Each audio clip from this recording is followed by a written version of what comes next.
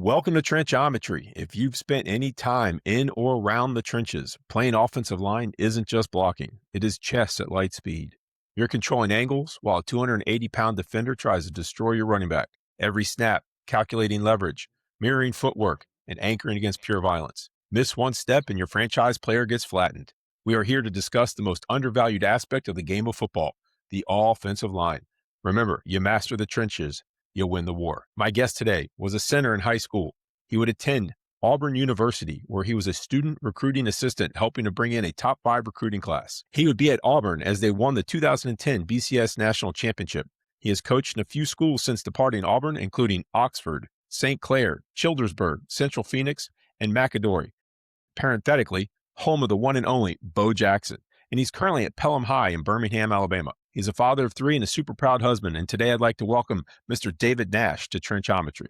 David, welcome. Hey, Coach Warren, I appreciate you having me on. I'm looking forward to talking offensive line play with you. This is cool. You're the first person from Alabama I've spoken to, so this is fun. And I got to say, being down here in Florida and kind of being a neighbor to Alabama, it's recognized for football talent as a hotbed. But I think people sleep on Alabama with the amount of football that happens up there and how big football is in the life of a community up there. And any chance you could talk about that with? I know you're in Birmingham; that's a little bit bigger town, but some of these smaller schools that you've been at, what's the environment for those folks in Alabama? If nobody's been up there to see what that looks like. Yeah, man, football in Alabama is huge. We produce a lot of talent in this state, and just football is king down here. With not having a professional team, obviously we have Alabama and Auburn gets a lot of publicity in our state, but high schools is still the roots. It's still you get that old school feel on a Friday night. Going back to my time at St. Clair County, my second year there, we had gone 3-7 my first year, and the second year we had a new head coach come in, had almost a brand new staff, and we got things rolling, and we went 10-4, made it all the way to the semifinals. And what was cool about that year was a lot of the juniors and seniors who were on that team, their dads were on a state championship team at that school. Wow. It was the 25th anniversary of that team, and we're making this run, and you get the whole community behind you. You get fans traveling hours down the road for playoff games. And I mean, it was pretty special. So you see that in this state, big crowds, town shuts down on a Friday night, and it's pretty special. You got the pictures hanging up in the grocery store and everything. It's our boys everywhere you go. Our boys. Local restaurants, you'll have jerseys hanging on the wall, pictures, cheerleading pictures, band pictures, team pictures, all that kind of thing. Kids wearing their Pee-wee jerseys to the games on Friday nights. Yeah. It's the whole nine. Cool. I had the opportunity to kind of experience that down here when we went on our first state championship run, and it had been the first time in, I don't know, we had a local team go to the state finals maybe in the early 90s, late 80s, something like that. And so nobody down here had really ever sniffed anywhere close to that. So we were the first team in like a 6-county area to win a state championship down here in Southwest Florida. And one of the local restaurants had up on the marquee, Golden Eagles Eat Free. And I think they were talking about the football players, and it lasted 3 or 4 days. I mean, it was up there for a while, but when the students started going in and saying that they were with our mascot, the Golden Eagles, they were like, the poor restaurant had to shut it down because they were about ready to go out of business there, giving away so much free food. But that's a straight cool up experience. Remember the Titan stuff right there. Yeah. That's really cool. I enjoyed that. I love those memories of thinking back, and that's got to be a special thing, especially if their dads on a 25th anniversary are experiencing that opportunity to kind of relive those glory days and see their sons out there and their daughters and moms out there seeing their daughters cheerleading and everything. That's a neat experience to share. Yeah, it was all special. Right, so give me a quick recap of the 2010 national championship. How was that? What was that like? So you can contrast that with like going after a state title and then this national championship run at the collegiate level. How crazy was that on campus there at Auburn? Oh man, that was special. Beginning at Auburn, I was a part of Tuberville's final staff. His final year was my first year working as a student recruiting assistant, and things were trending downward, and we had a new staff come in with Coach Chiswick. Coach Malzahn was the offense coordinator. Ted Roof was the defense coordinator, and we really flipped the script with recruiting and built some special classes. Obviously, the big piece coming in, going into that championship year was Cam Newton at Mm, quarterback, and Coach Chiswick really did a phenomenal job of just changing the culture, getting everybody all in, and he went 8-5 his first year, and then flipped that to 14-0 in that second year. That whole year was incredible. Obviously, you had, is Cam going to be eligible one week? Is he not eligible through all that mess that was going on then? Who knows what the reality was, but I don't, if it was 2025, we wouldn't even be having the conversation at this point. But you had so many young guys playing on that team, Michael Dyers, Trevon Reeds, and a host of other young guys playing. And you also had some veterans as well. And just the buzz around campus, the buzz around Auburn. Auburn's a special place, and just going week to week and just the battles and the wins. I mean, yeah, you look back at the LSU game, the Arkansas games. Those games were in the 90s and hundreds with combined points. And obviously, the Iron Bowl in Tuscaloosa, you go down 21-24 nothing, whatever it was, and you storm back and you get that win, and uh, go on to Atlanta and beat a Spurrier-led South Carolina team there, hmm and then go, and everybody thinks it's going to be a shootout when you get to Arizona for the BCS championship game against Oregon. You got two high-powered offenses, and it really turns into a defensive slugfest, and kick a game-winning field goal to end it, and it did. just Yeah, special. It was special. and that was against Marcus Mariota, he the quarterback for the Oregon That team that year. was, I'm gonna say it I wrong. don't remember. Darren Thomas, maybe. Okay, couldn't It was remember. right before Mariota. Darren Thomas, I think is his name. Well, that was a fantastic run and great memories of how that is. I think Auburn can trace its success growing back from when they burned the library down, where they burned it down so they knew what was important on campus. And when that That's once right. that library burned down, there was nothing left to do but play football, I think. So That's kind right. of build on that. So, Coach, you've had some experience in most of those schools that you've coached at. Are those all in Alabama also, or any of those out of state, or Yes, those sir. all been I've been in the state of Alabama my entire okay? life. So all the high schools that I've been in, I've been in schools as small as 3A in Alabama up to 7A. Currently Pelham, where I'm at now, we're a 6A school. So I've had experience where we've got guys playing both ways, Mm. and guys that are just one way players. And I got to ask you, any chance you've had a chance to meet legendary Bo Jackson there at McAdory when you were coaching down there? Not at McAdory, but he did come around Auburn when I Okay. was at Auburn. So met him several times there. I gotta say that if I could pick a person to have dinner with, he'd be on that list for sure. Because I mean, there's just no way to talk about freak athletes without bringing Bo Jackson into the Oh, there ain't no conversation. doubt. There ain't no doubt. And honestly, some of his, honestly, in my opinion, most freak athlete things that he does is like go back to baseball and Mm, watch him watch him throw yeah, somebody out from the outfield, yeah. or strike out and break the bat over his head, or My like favorite's the he was just, Spider-Man up the wall. oh yeah. Oh yeah. Try Go try that one time. Just some all you guys out there, Google Bo Jackson running up the wall, and then go try it and see how it goes for you. Because that's probably the amount of speed that he had generated and the leg strength it took to get up that wall and stay up there. That's unbelievable to me. Oh yeah. All right. There Well, ain't no doubt. that's pretty impressive. So your coaching stint from these schools, and I wanted to touch on this. So for some folks, maybe young guys that are coaches that are where they are, but they're looking to move on. How did you go about deciding when you wanted to move schools? Was it connections? Was it networking? Was it a feel at the school where like I just need to move on? What was it that you made your decisions based upon when you decided to leave and move to the next school? It's a little bit of all involved. My first job out of college was at Oxford High School. My time at Auburn was spent in the recruiting aspect, so on field experience was not very high for me. So my first job was at Oxford. I was coaching ninth grade ball, helping with the varsity. Did O line and D line there. Spent 3 years there. Loved my time there. Worked with some great coaches. Really learned learned the game. Learned what I knew. What I didn't know. Hmm. And after 3 years there, and spending time there, I wanted to branch out, get a varsity position. So that was really the reasoning behind that. So trying to get a varsity spot somewhere to go run my own room, and have that opportunity. And from there, that's when I went to St. Clair County and was part of a staff in a transition there. So when I went to St. Clair, had some different people that I knew reach out to the head coach there and worked for 2 different head coaches there. And from St. Clair County, when I went to Childersburg, it was an opportunity to take a coordinator spot for the first time. Went and worked with somebody I knew really well. My wife and his wife had actually led a small group for coaches' wives together Oh, okay.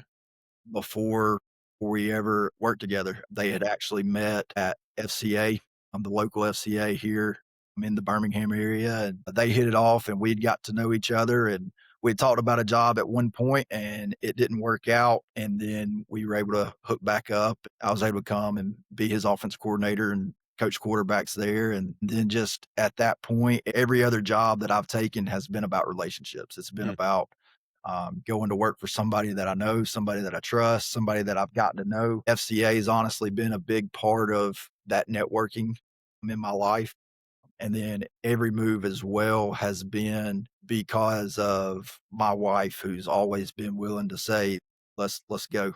We got married going into my first year, or excuse me, my second year at St. Clair County. So she's been involved in every move that I've ever made, and we've been married for going on 10 years now, and we've owned 3 houses and multiple moves and 3 kids along the way. It's just always been about relationships and going with people that I know, people that I've worked with. I mean, that's pretty much it. I think you touched on a very valuable insight, the relationship aspect of it, but I think even more valuable than the relationship with other coaches is young coaches out there. If you're thinking about getting married, you really need to make sure that that lady that you're dating or you want to get married to is all about being a coach's wife.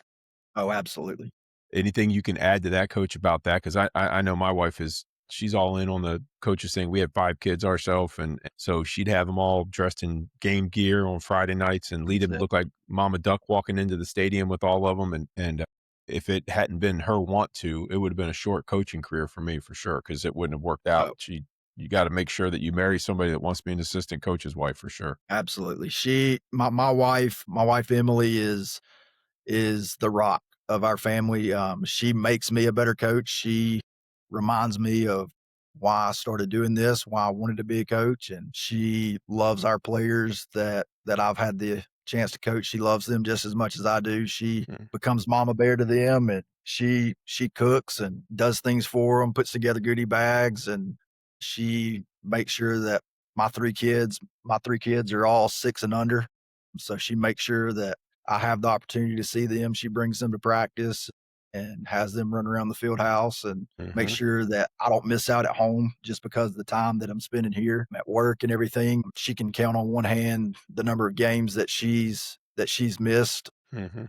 since we've been together. And I mean, honestly, this is my first year at Pelham, and when we took this job, she was pregnant, and we had our youngest son the first day of fall camp. 3 days later, my oldest is starting first grade, and she's taking him to school, and I'm back at work, and she's at home with a newborn and 2 older kids right at the beginning of the season, and And a game on she did Friday. she didn't miss a beat, and she's really a rock star. So definitely, you younger coaches, make sure that you find one that wants to do this and is bought in and keeps you grounded as well. I think you also mentioned another good thing there. You can make coaching a lifestyle and include your family there. Like my kids grew up, you said around the field house. My kids in the summertime in the lifting, my kids were more at home in the gym than anywhere else they could possibly be. They had a free reign of campus. They had the fields to play in. They had the gym to play in. They had everything. It was like their own little playground. And for you guys that are out there that are trying to balance that, I think that's a big thing. You can bring your kids with you. Make sure they understand the dangers. You don't want them run around the weight room while the kids are lifting, and you don't want to catch a power clean bar to the head while they're not paying attention to what's going on. But I mean, you can do that. You can balance, give your wife some time off by taking the kids to the weight room. Show they get to know the kids too. They get to have we had a player here with us, and he used to wear these big stuffed slippers when he came to my house. I'd have the guys over every Monday night for dinner. And Yeah, he wore slippers every night. And so my kids started calling him Bigfoot. Well, he's graduated. He's been out of college. I don't know. He's probably been 10 years. He's probably 30, mid 30s. Every time they see him, they still call him Bigfoot. He's a that's it. 35-year-old man. And they're like, "Hey, Bigfoot, what's up?" And my kids are all out of college now too. So here they are looking at a 35-year-old guy at 24 years old saying, "Hey, Bigfoot, what's up?" So those are That's it. relationships that continue on too. That's it. It's special, and I mean, I've got 3 boys, and my 2 older ones, they refer to our players as their big brothers. I mean, Yeah, so it's special. It is. that's cool. And then, of course, your wife will love them all the time, even if they're not doing it right during the week and Oh, it's true. not doing right on Friday night. They still have mama coach there to love them and hug them when you wanna punch them and kick them and cuss them and make them run Oh, some yeah. more for not doing the right way, right? Oh, she's tough too now. She'll tell them when they're wrong. She doesn't pull any punches. So you're here at Pelham, your first year at Pelham. I saw it. You guys made the playoffs, right? I think you guys lost your first playoff game, but Yes, sir. We you went guys 4 kinda and encountered 7. I would say you guys inherited the team had been very successful the last few years, if I remember correctly. Yes, sir. It's a brand new staff. They were 1 and 9 last year. Our head coach is Coach Ross Newton. He was been in college most of his career. He was a player and coach at Samford University here in Birmingham, and he went to Auburn with Coach Malzahn at one point, and then was at UCF with Coach Malzahn as well. Did some off field stuff in the UCF, and then I think he finished with coaching linebackers last year. But he took a job back here in Birmingham, where he's from, and put together this staff. And we've got a great staff here. A lot of coaches from some successful programs who've won a lot of championships. And we went from being a 1 and 9 team last year to we went 4 and 6 in the regular season. Lost 4 games of the regular season by 1 possession, Oh, and then 2 of them by 1 point. And then our playoff game, we were up for the 4 seed playing a 1 seed, and we were up by 2 scores late and lost in overtime. So wound up being a fifth loss out of 7 by 1 possession, 7 points or less. So a lot of good that we did this mhm. year, a lot of building, just gotta work in the off season and teach these guys to get over the hump and finish in the fourth quarter. Alright, so that's a good place to start talking football then. So and a lot of guys are taking new jobs. Not a lot of guys, when they take new jobs, get to go to that defending state champion team and step into a 15-0 program. Most of the guys are taking new jobs, are taking jobs at 1 and 9 schools, 2 and 8 schools, 3 and 7 schools. Those are the schools that hire new coaches. That's where you see the turnover going. And so as That's you've right. gone into this situation, where did you start? What was the first thing that you started with your offensive line as far as getting that 1 and 9 program in the offseason? Where were you sinking your teeth to get some momentum and create some synergy up front? So the big thing with our guys is we had four players that they played as juniors and sophomores last year on that team. They were very young last year. We had a lot of guys with a lot of experience, so that did help us.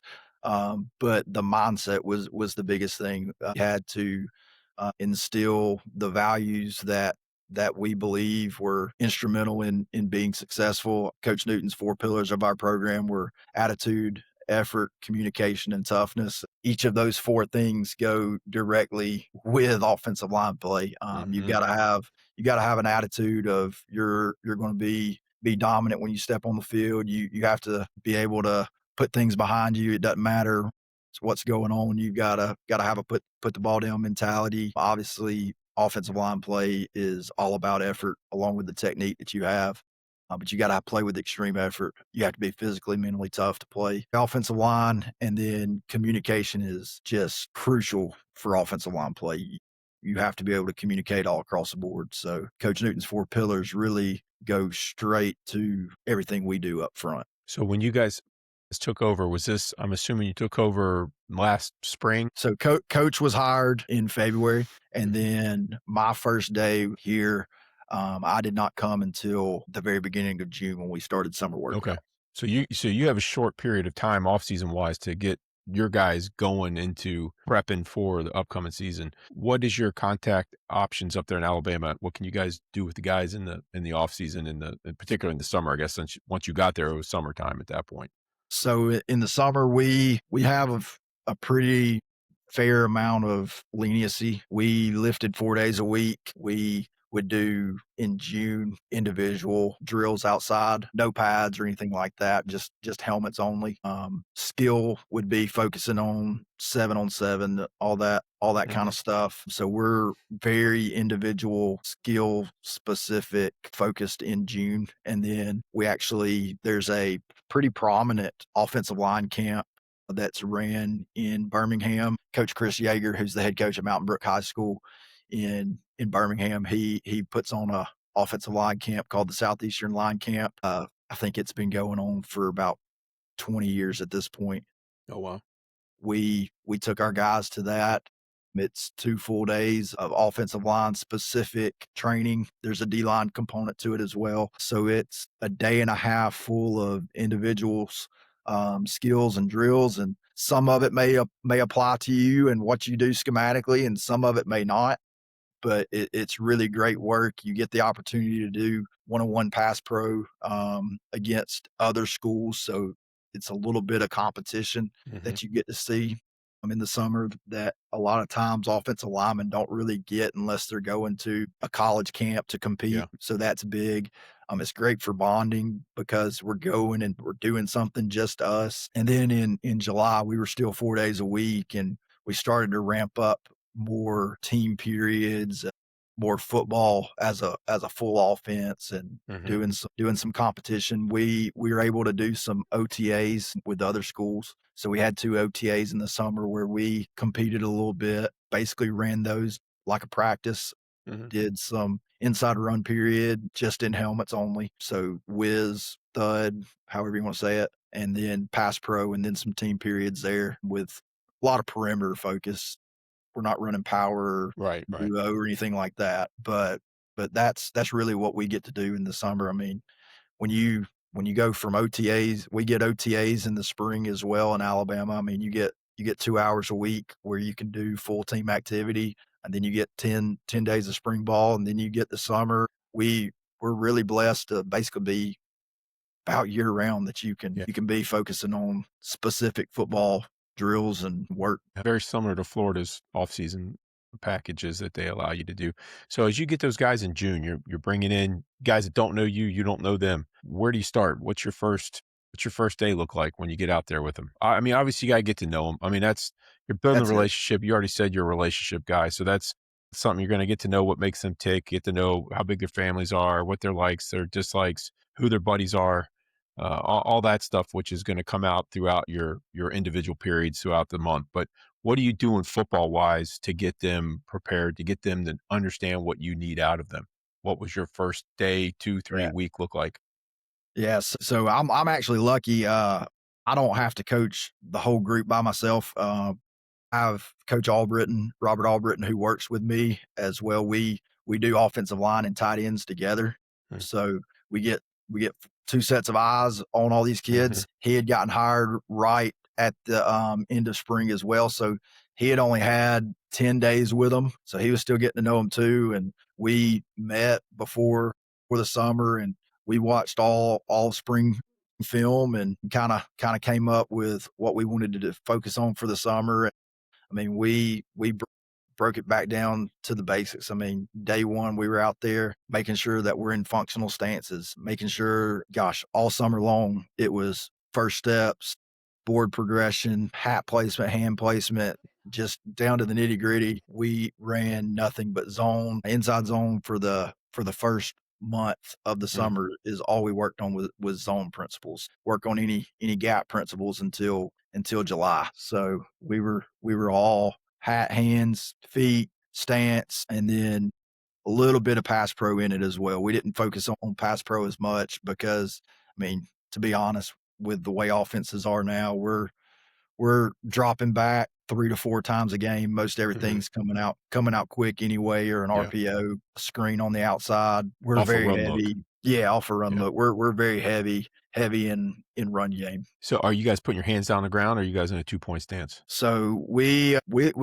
let our tackles choose. My right tackle was a 10th grader. He's got a great future ahead of him. He's a sophomore. He's 6'3", 5 right now, and Mm, he started the year in a 2-point stance, and he he actually came to me about week 4. and he said, "Coach, what do you think about me getting in a 3?" And that was actually something that we had discussed. Me and Coach Albritton had discussed. Maybe let's get him in a 3 to help him in run blocking a little bit Right. better. And it was good that he actually had self evaluated and asked about it. Prefer our guards to be in a 3-point stance. I had one this year who he tore a laborman in fall camp, and he missed just 2 games, and with his shoulder brace that he wore, he couldn't functionally get in a 3-point stance, so he Hmm. played from a 2, but that was a special circumstance. Now if we're 2-minute drill or anything like that, I tell them, "Hey, we're throwing the ball. Let's go ahead and get the 2. That way we can have eyes up." Basics, we're gonna let tackles choose to be in a 2 or a 3, guards, we Okay. want their hand down. So do you coach those guys differently on their come off when they're getting off the ball, when their get off steps as far as coming out of a 2 versus a 3? Are you focusing more on keeping that chest down on your knee and pad level? That do you have to emphasize that more with the tackles? Honestly, I teach the stance the same. The stance for a 2 or a 3, I teach it the same. You're in the same body position, and the only difference is that hand goes down. I actually get them in their stance, and I tell them to pretend that their eyeball's falling out of their head, catch their eyeball, and that's where your hand goes. So it's really not that much of a difference as far as their weight and their balance and all that as far as their stance if they're in a 2 or a 3. Okay. So you're focused on a stance, you're doing a lot of one steps, I'm assuming, one step Yep, and then two step and then three step yep. and into some sort of shield or Yep, body pad a or lot a lot something. a lot of what we call tempo fits where we'll go that first step, we'll reload it, and we'll go 2 steps to the fit, and then reload it again, and then we'll go 2 steps to the fit for a second time, and Mhm. then we'll actually run our feet Put and it all together. execute the block, put it all together, and, a lot of breaking it down in that regard. Did you see dividends off of 2 things there? 1, did you see dividends off of the focus on the fundamentals and the one steps? And then 2, the leverage aspect of it. Did you see dividends off the helmet, playing leverage with the helmet and leverage with the hands? Did that pay off in the long run? Absolutely, absolutely. During the season, if we get to where our fits are not where we want them to be, or our pad levels getting a little high, we'll go straight back to tempo fits. Mm, It's not something obviously that you want to be doing week 5, 6, 7 in the season, but if it's a Tuesday and Friday might not have been that great, or Monday's practice wasn't where you wanted it to be with their hat placement and their pad level and their fits, like we'll go right back to tempo fits. We'll start individual with that and break it back down. it always surprises me how it seems like a natural thing to me, and and again, I'm a football goober, so it's something that always made sense to me and always was a priority to me, but how the young guys and even the inexperienced older guys don't realize the power in head leverage and keeping your head with that play side leverage on what you're trying to block and Oh, absolutely. how well that can help you defeat the defender or just keep them away from the runner. That's the big thing to me. Just keep it there so that I've never seen anybody's head pop off on the football field. So if you keep it Absolutely. between the ball carrier and the defender, we got a fighting chance there of having a successful play. Absolutely. I don't remember who it was. It was a special teams guy that I heard say it. I don't know who it is. I'm not even gonna say a name because I'll be wrong. But it was some special teams guy. They were talking about blocking in the return game, and they said the ball me man relationship. So Mm, I've got to stay between the ball and whoever I'm blocking mhm, in the return game, and I started using that with offensive line play because it's no different. I've got to keep my body position. I've got to yeah. keep my body position between me and where the ball was going, and honestly, that was something that we had to really hone in on. Early in the season because we're a big zone team, so we ran split zone and we run duo. I don't want to get in that debate. Is a duo zone or is it gap? But I mean, we teach it as zone. Mhm, So with the variations of where the ball could hit on split zone and on our duo play, and even on our zone insert where we're locking the backside. We had some disconnects early in the year where our guys just didn't really fully understand where the ball was gonna mm, where the entrance point was, yeah. and we were losing some leverage and having not negative plays, but some gains where we should have been 4, 5, 6 yards before contact, where our running backs getting contact at 0 or 1 yard, and we really had Let's say to. missing first downs. That's it. You're missing a first down by getting 2 yards on first down instead of 4, and Exactly. it's amazing You're just how often behind the you chains and yeah, you end up 3rd and or 4th and 2, on that gain 1 or gain 2 on first down instead of getting 3 or 4. It's amazing to me how often those 2 yards show up at the end of the series and oh, absolutely. force you to punt. Sometimes punting's not bad. It's your best offensive play, right? You're gonna gain the most amount of yards on that punt every time, hopefully. So, That's I right. don't necessarily have a problem with punting. I don't wanna do it too often, right? I always That's wanted to right. hit 70% score rate on possessions. That's what I That's was right. looking for. Okay, so you get into the season, you're starting to scheme up a little bit more. How does that change? How does your approach for preparation change with your guys once that season starts and you get out of the June and July, August dog days and get into the competitive part of the season? Yeah, I mean, it's really what are we running that week? What front are we gonna see? Are we seeing an odd front or an even front? This year, it was kinda, 50-50 what we Mm, saw week to week. What front are we seeing? What is our back good at? What are we good at? And do they have a dude on the D line?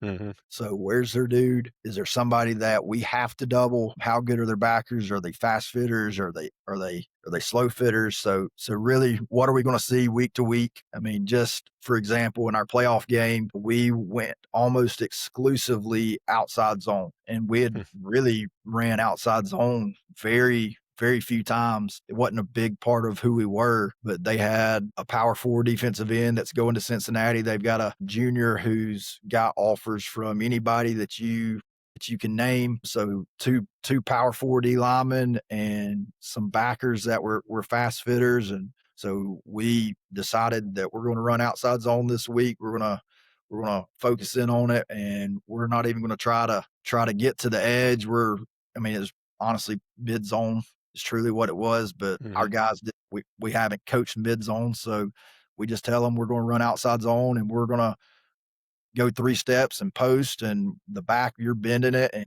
I mean, we were really successful with it. Some in the playoff game, we ran for more on them than than anybody had all year. Our running back had 188 yards in the playoffs.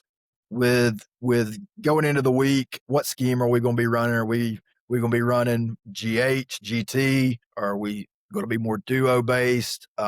Is it a week where we need to run outside zone? So that really helps us plan what we're going to heavily focus on in Indy. And how do they play it? I mean, are they a box team? If we're running a lot of counter, are they a box team? Are they a spill team? Mhm.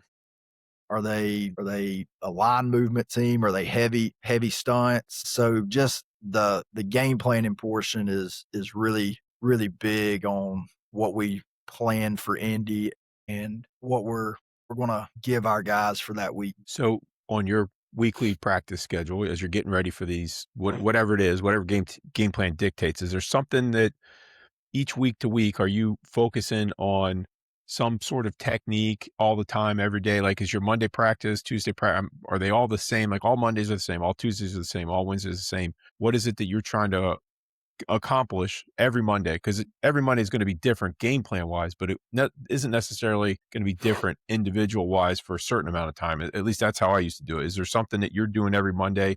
And what would that be? What's your every Tuesday drill, your every Wednesday drill that you're trying to, perpetuate the work on fundamentals and keep it fresh in their mind, but not necessarily may not be relevant to the game plan, but it's relevant to being a good offensive lineman. Right.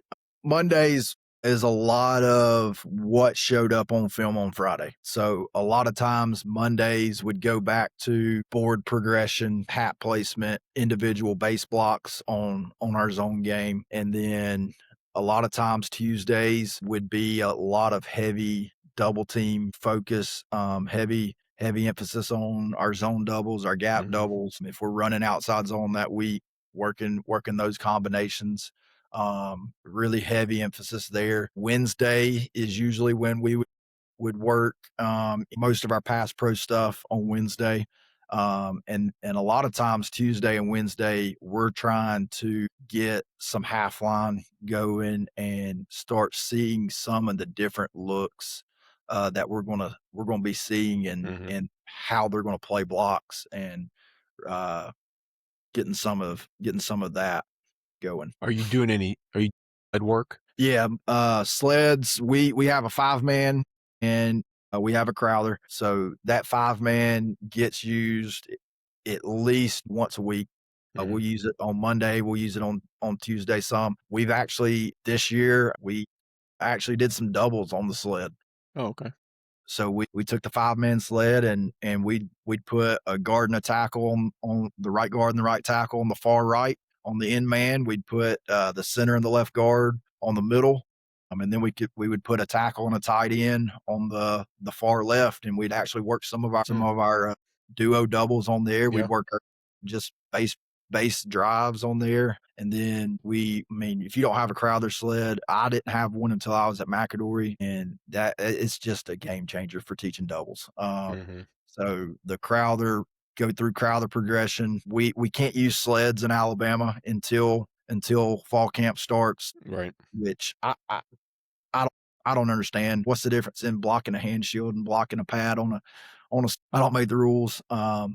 So we would use that Crowther pretty heavily for working those doubles, working gallop technique on a Crowther as well. So lucky to have both of those Both those as things, yeah. tools to use. Those are big, big tools. So what's your go-to, your number 1 drill you got weather coming in, and, you got 15 minutes of individual. What are you gonna get done? What's the one thing that you prioritize to get done each week or that day?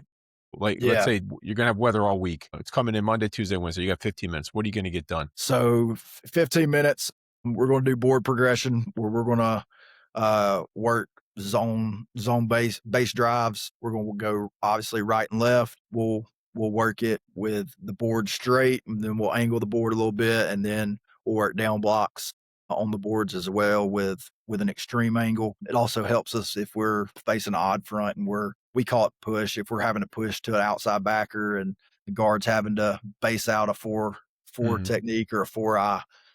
So that extreme angle helps there. So we're It's going to almost like do that. a flat out block Yeah, for yeah, those yeah. guys.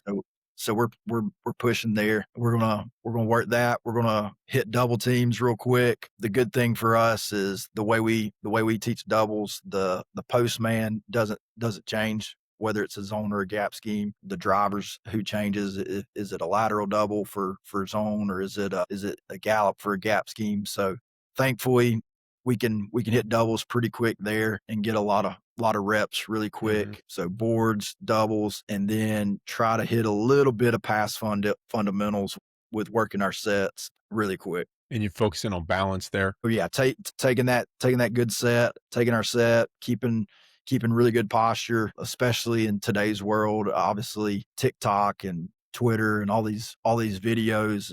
First thing you see is guys set and their hands fly way out and they're Mhm. exposing their chest, or they're dropping their hands really low in their sets. So focusing on hands in their sets. We've made them hold tennis balls as their set Mhm. and working independent hands, a lot of independent hand work. You get guys at our level who they're wanting a two-hand strike and they're lunging forward, they're losing that body position, their body control, they're all over the place. So the posture and the weight distribution is really big for us. I always wanted them to make a W with their Yeah, hands. Put their thumbs together, make a W. If you make that W, then at least big W, little W, whatever, they're gonna be in there tight at least. If you start skinny, you can miss wide and you might be alright, but if you start wide, you're not gonna miss skinny, that's for sure. that's it. That never saw a kid my entire career start wide and miss skinny. That's That's it. never ever happened.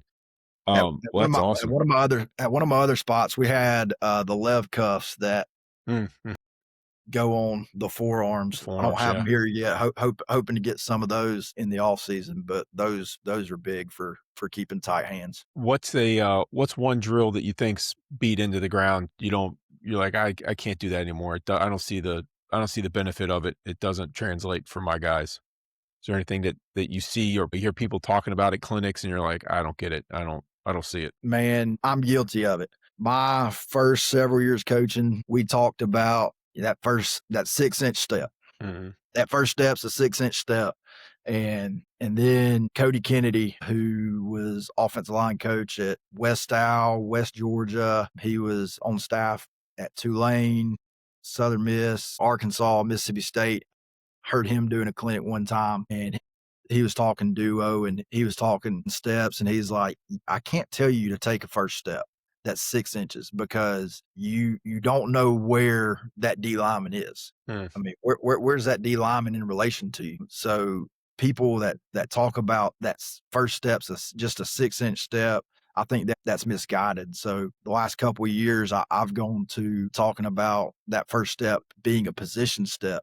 My first step's all about putting myself in position to be on my aiming point. So mhm, is that first step 6 inches? Is it 8 inches? Is it 10? Like, I mean, so whatever that first step is, I'm not taking just a 6 inch step. So we've done away with that. I've done away with that over the last several years. So I think that's something that people get too married to that's mhm. not very functional. Ultimately, you want balance. That's You it. gotta be balanced and you don't wanna be too skinny, you don't wanna be too wide. You gotta be balanced so you can bring the power on that 2nd, 3rd step even if you're quick and you can get it 3 steps in, great. If not, that 2nd step, you gotta be balanced and ready for contact and be able to drive and run those feet. Exactly.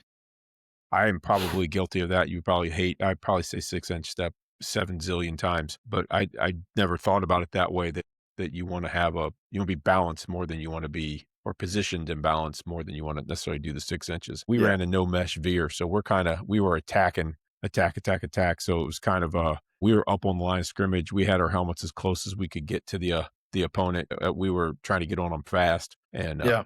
so that for me, I wanted them moving forward more so than I cared about what position they were in. I just wanted to get their feet to where their hands were. If we could get that amount of movement out of the guys, then we were gonna be successful. But That's that's a right. very good I like that. I like that, that thought. That change kinda changes my perspective on things there a little bit. As we get down here towards the end of our interview here, and again, I'm very thankful and grateful for you taking time out of your schedule away from your kids and your wife Emily, and I tell them thank you when you get home. I appreciate you spending some time with me. Will do. What is your perspective on the character of the offensive line? I Man, ask everybody this is my favorite question because people don't understand how funny the offensive line is. They're used to dealing with leftovers. Usually, they aren't afraid to eat somebody's half-eaten hamburger, like, whatever it is. They're characters, and they're very entertaining dudes, and wherever I've been, the offensive line are the most entertaining dudes on the field. So, do you have any thoughts about that, stories, illustrations that you can share about how entertaining in the huddle, the offensive line, uh, film room, the offensive line individual, anything like that that you could share with us to give us some insight into that? man, offensive linemen are some of the most unique individuals that make up the team. Mhm. Broad spectrum of personalities. One of our big things that we like to do is bring the kids over to the house to eat. Like you mentioned that Mhm. earlier, y'all ate on Mondays, so we'll have 20 guys in the house, whatever it is that we've made for the week. Whether it's I've grilled burgers and dogs or my wife's made something, it's a fight to get to the kitchen to eat for those guys. The competitiveness of offensive linemen, a lot of times we play Madden or play NCAA football in the living room, put it on the Mhm. just the competition that comes out and the trash talk that comes out in that group, the inside jokes that come out between them, the And amount no of gas limits. the amount of gas that's passed in a Yeah, meeting room that's an where art form. you have to make sure that you're not sitting beside a certain one, or you make sure that while you're conducting the meeting that you have somebody sit far enough away from you so you don't get distracted trying to run film. So definitely some personalities. But 'Cause honestly, the best part. I was gonna say, Go ahead. what we did that so there wasn't a fight for food, highest grade from the game always got to go Oh yeah, first, all yeah. the way down to the lowest grade, and if you didn't get in the game or didn't get a grade, and it was based on they might even went practice grades from there, Yeah. or if there was a tie, it was we called them eagle blocks, the most amount of knockdowns was the Oh yeah. tiebreaker for the guys, so Oh, that's how we eliminated the fight for food. and it's funny too when they get their grade sheets, how competitive guys are about their grades. If somebody graded higher and you're like, well, it's a good thing. That means they helped us win. That you should want them to have a higher grade. But And they'll Just dime the each other out too. They'll say, "Hey, coach, you got a plus here. What Go back and look at that because oh, yeah. he didn't keep leverage on that one." My favorite is Oh, yeah. guys, we didn't count a knockdown block as a knockdown unless you took them from feet to ground and nobody else could touch them. Yeah. They could trip over the opponent, but if they touched somebody wearing our color on the way down, it could have been if they landed on somebody on the ground, it didn't count. So we'd have guys they would be in the middle of getting the eagle block, and one of their buddies would see it and they would reach over and touch them just so they could take away a knockdown from Just take it people. away. That's Yeah, all. they didn't wanna have the guy get they're like, "Oh, he's got 6 knockdowns." They touch him on the way down just to make sure that that knockdown didn't count. They were ruthless in regards to that. And then one of the rules we implemented, and you got little ones, so this might be something good for you. If they use bad words, we had hot sauce, and they had to take a tablespoon of hot sauce and have to wait a minute they could drink. So anytime and they would self-police, man. "Oh, it was, coach, we need hot sauce down here. Bring it on down. They have to go to the refrigerator and get whatever it was." And I had some hot sauces. They, uh, they learned pretty quick to control their tongue because I had little ones. I had all mine were 5. When my oldest was born to the time my youngest was born, I had 5 and under at one Oh, point. man. So I had a bunch of little ones for a long time when they came over for dinner. So I didn't need them walking around saying stuff at the elementary school, getting in trouble that they heard on Monday That's right. night. So we had to police that pretty strong. Oh, But, yeah. that is definitely you have to worry about the air currents in the room, that's for sure. Oh, yeah. Ain't no doubt. Ain't no doubt. Well, coach, I'm so thankful for you stopping in and sharing how Pelham does it, and, I wish you all the luck and Godspeed building those guys into champions. If I ever get up Birmingham way, I'll definitely stop in and check you guys out because I love Birmingham. That is a phenomenal place to visit. If you've never been to Birmingham, go because they got it looks like a brand new town. It looks like they just popped it out of a Christmas present up there in North Alabama. So Oh, yeah. I'm It's a very hidden jewel. thankful. Yes, sir. I appreciate it. I appreciate you having me, and obviously, anytime you're up here, we'd love to have you. That's phenomenal. So, well, coach, thank you very much, and have a wonderful evening as we sign off here. Remember, if you master the trench, you'll win the war.